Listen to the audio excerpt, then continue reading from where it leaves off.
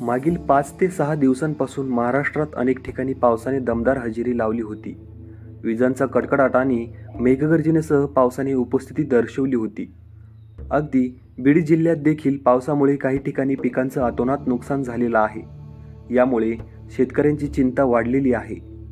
शेतीमध्ये जागोजागी मोठ्या प्रमाणात पाणी साचलं असून सोयाबीन या पिकाचं मोठ्या प्रमाणात नुकसान झाल्याचं चित्र पाहायला मिळत आहे. पिकांपेक्षा साचलेल्या पाण्याचं प्रमाण हे जास्त असल्याचं दिसत आहे. नमस्कार, मी रंगनाथ वालू राठोड, राहणार लवळ, तालुका माजलगाव, जिल्हा बीड. माझी जमीन पात्रूड शिवारामध्ये आहे आणि ही अशी परिस्थिती झाली आहे पावसामुळं. 1 एकर सोयाबीन पाण्याखाली गेलेलं आहे. तरी कोणी पंचनाम्याला किंवा कशाला इथं आलेले नाही. आणखी गेल्या वर्षी काही नुकसान झालं नाही पाऊस काळ कमी असल्यामुळं, आणि यावर्षी पाऊस काळ भरपूर झाला आहे. पावसामुळं भयान परिस्थिती निर्माण झालेली आहे. आता काढणीचे भाव, मजुराचे रेट असे, आणि काय करावे आम्हाला काही सुधरत नाही. आणि यांच्याकडं लक्ष द्यावा थोडं गव्हर्नमेंटने, हे आमचं म्हणणं आहे.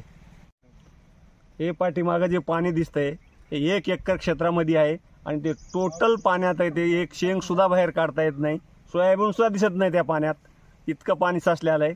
तरी सरकारने काहीतरी येऊन बघावं आमच्याकडं आणि आमच्या या परिस्थितीवर थोडीशी सहकार्य करावं, ही नम्रतेची विनंती आहे.